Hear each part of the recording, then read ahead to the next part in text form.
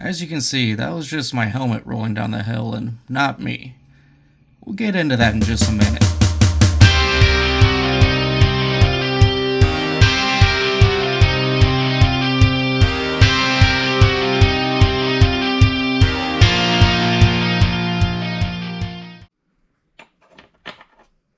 I didn't get to ride this week for a couple reasons, but mainly because my derailleur hanger is mangled, and I ordered the wrong one.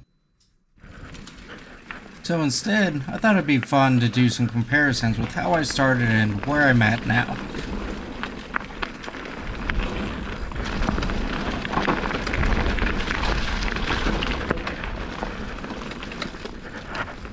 I still don't got it.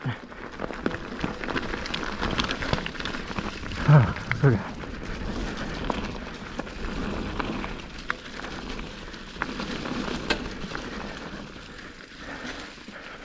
You can see here that in my new video, I'm about where Ethan was in my old video, which means that my speed has increased considerably. I can also tell just from my body language that I'm not nearly as winded on this run as I was in my very first one.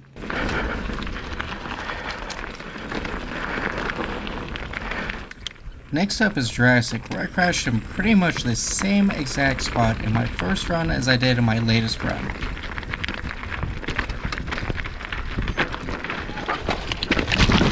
As you can see, the fall on my more recent run was much harder and hurt a lot more.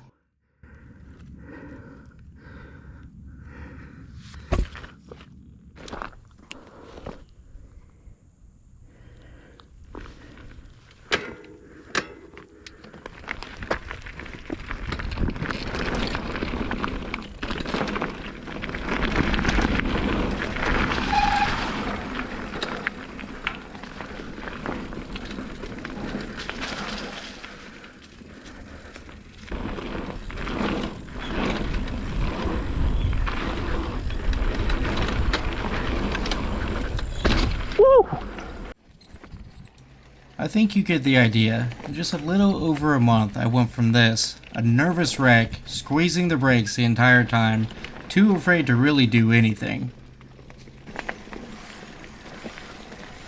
I have no idea how to take a berm yet.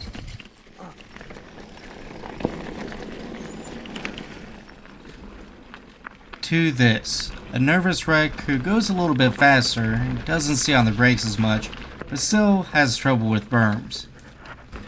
I still don't got it. Okay. Even with the issues that I still have, I'm pretty happy with my progress.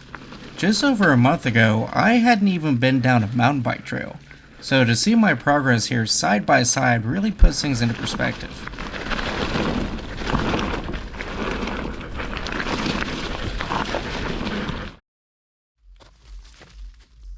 I also thought it might be fun to show you guys some of the behind the scenes type stuff that I do. I usually ride and shoot alone, so I have to ride trails multiple times to get a good shot.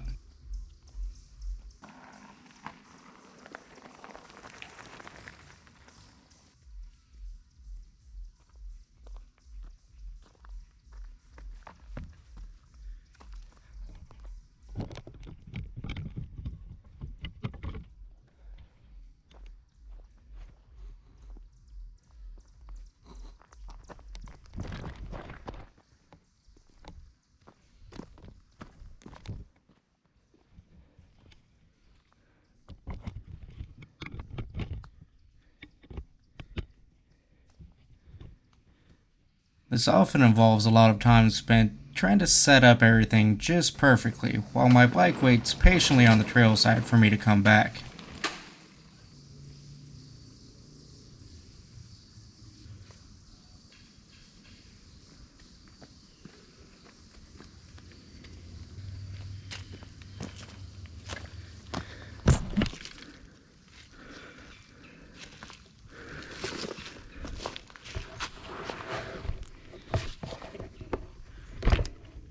And sometimes, my bike gets tired of waiting, flings my helmet into the woods in an act of vengeance.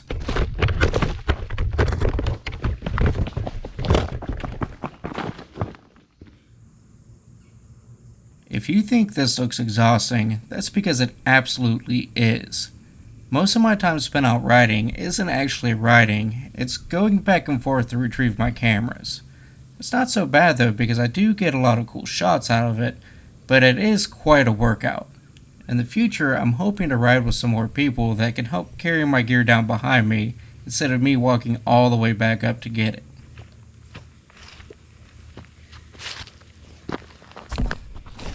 Shots like this one make it worth it for me to do all that hiking. And I know as I progress further, these shots are just going to continue getting cooler.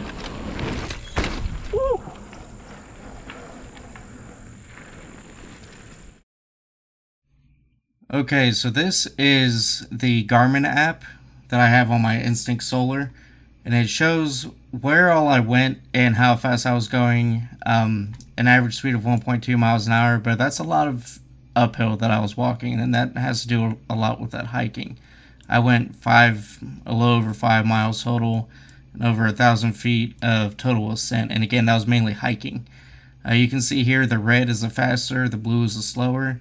So you can actually see where all the trails are. So this one here is Greenhorn.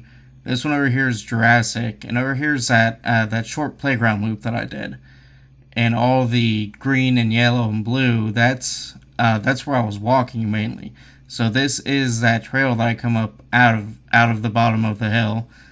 This over here is 8 Mile. And right here I actually got into Slim Shady a little bit. And this is where earlier in the video you saw where I came back to get that camera. So this is actually a really cool app. You can see all my elevation changes and all that. Speed, my heart rate, temperature. And again, I'm not sponsored by Garmin or anything, but this is just something that I think is fun. It's cool to see how I did throughout the day. Average heart rate and maximum heart rate. When I got up this high, I did get a little bit nervous. I wasn't, I felt like my heart was beating out of my chest, but I'm not used to having it up that high.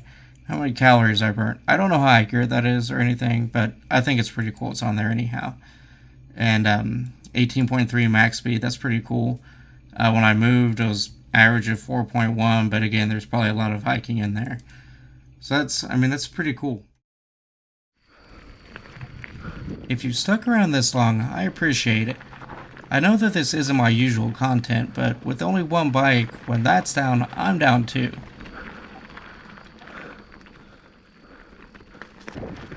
My new derailleur hanger should be in soon, and then my bike will be ready to go, and I'm planning on hitting a couple new trails that I haven't featured yet.